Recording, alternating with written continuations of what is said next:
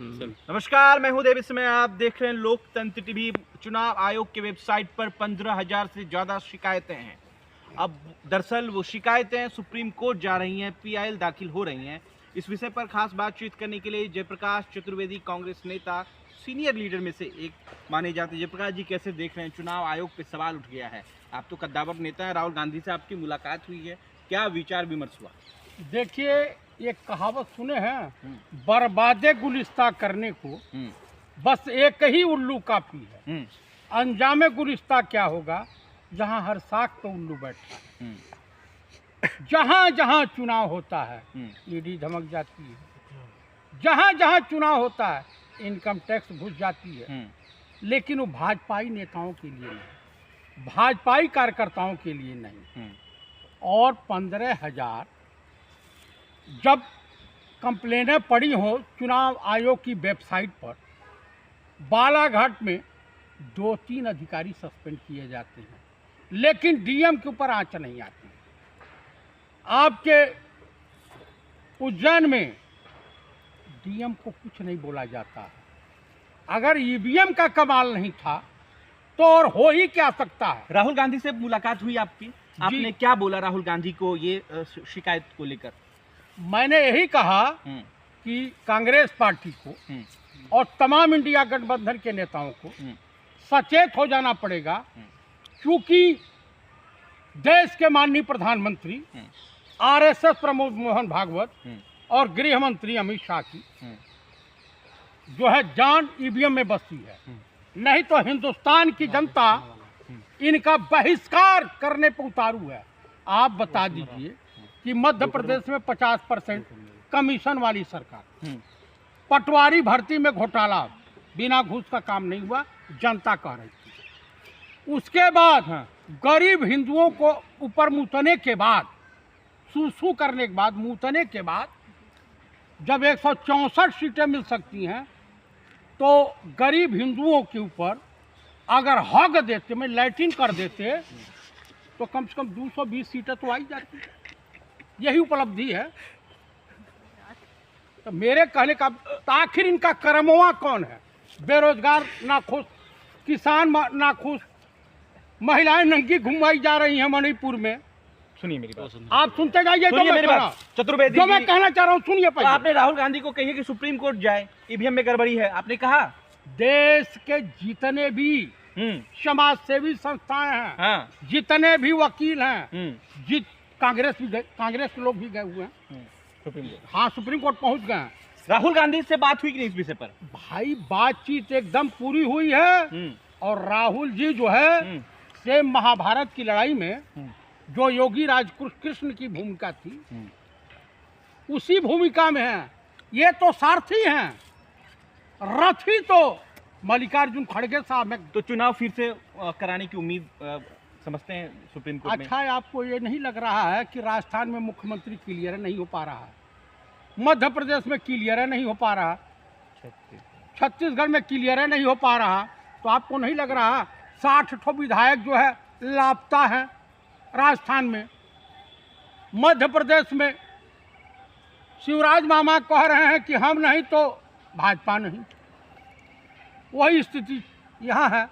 अगर मान लीजिए 60 ठो विधायक बहिष्कार कर दिए या नई पार्टी उसके नेता बना लिए, तो झंडू चमन परास हो जाएगी भाजपा की नहीं राजस्थान में। मतलब ख्वाब देख रहे हैं आप राजस्थान में कांग्रेस सरकार बनाने जा रही है? उसके बाद ख्वाब देख रहे हैं? उसके बाद चीफ पंडित जी, ख्वाब देख रहे हैं आप? सुनिए, चीफ इलेक्शन कमिश्नर को जेल जाना है, इसको कोई रोक नहीं सकता। उनको जाना ही जाना होगा। कब तक भाजपा इनको बचाएगी? कब तक राजा बाबू बचाएंगे? अरे अभी अड्डानी के ऊपर, अड्डानी को बचाने में इनकी नानी याद आ गई है।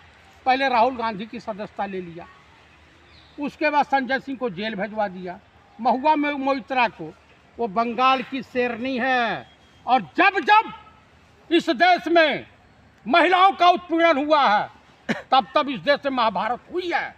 और मैं आपको दावे के साथ कह सकता हूँ, 2024 में ईवीएम नहीं, ईवीएम के बात को ठीक करना।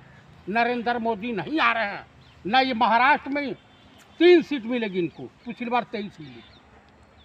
26 सीट उन्होंने यहाँ जीता। सरकार बना रहे कि नहीं आप राजस्थान में या मध्य प्रदेश छत्तीसगढ़? देखिए, आपने तो समीकरण आंकड़ा दे दिया ना कि 60 विधायक जो है गायब है राजस्थान से। वसुंधरा खेमे के 60 विधायक, इस तरीके लगातार खबरें चल रही हैं कि किसी निजी रिजॉर्ट में सब लोग मौजूद हैं, रात दिन डिनर लंच चल रहा है।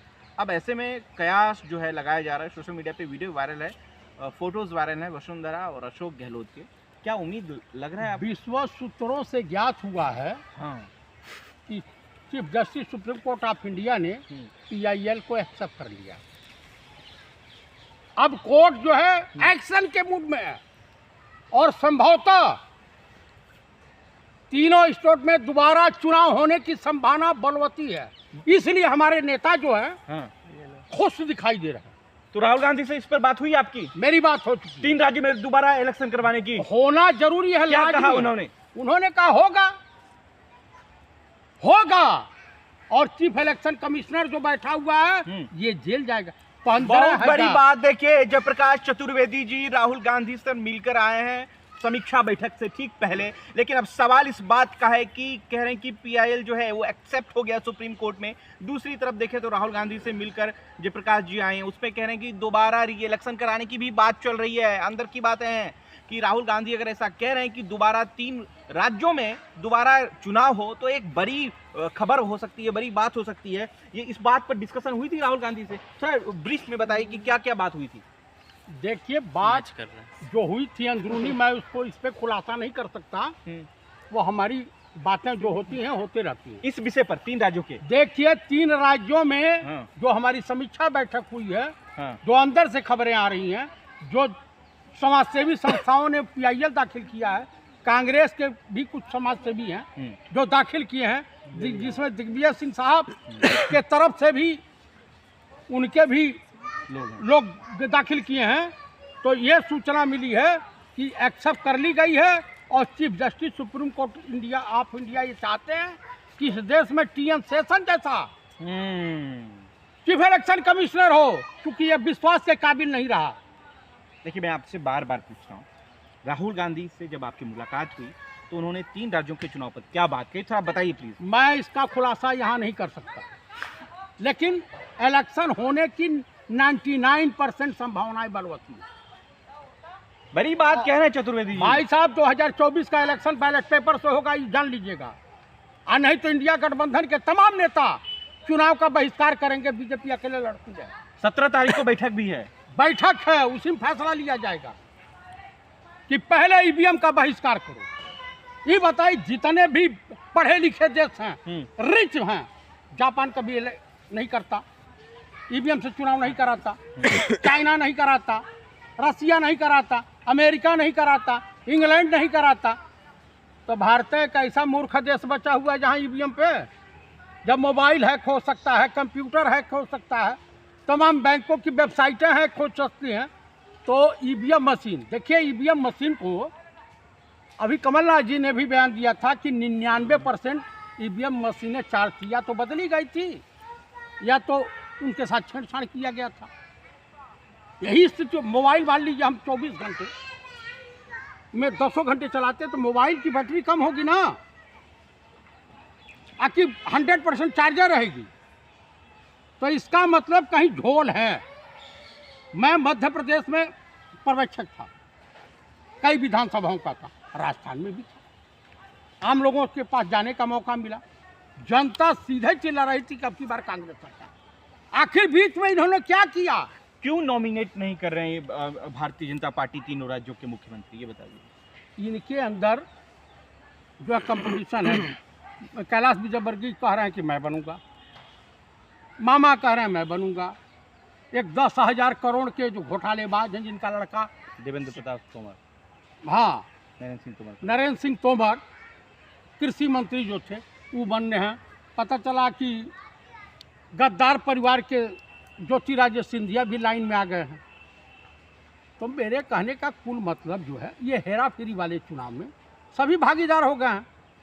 तो मैं आपको बता रहा हूँ कि इस देश में अगर फेयर इलेक्शन कराना है तो ये कन्फर्म जान लीजिए, पहले तीनों राज्यों का चुनाव हो, फिर से री इलेक्शन हो। फिर से कह रहे हैं मैं आप? Chief justice supreme Chaturvedi ji फिर से आप कह रहे हैं हाँ, बात? Chief justice supreme court of India से अनुरोध करता हूं कि अगर इस देश की नागरिकों का न्यायपालिका पे विश्वास रखना चाहते हैं तो आपको ये आदेश जारी करना पड़ेगा और चीफ इलेक्शन कमिश्नर को तत्काल प्रभाव से जेल भेजना पड़ेगा। और इस देश में जो है बैलेट पेपर से चुनाव होना चाहिए, क्योंकि सरकार की ऊपर अब जनता का विश्वास नहीं रह गया। क्या हो गया?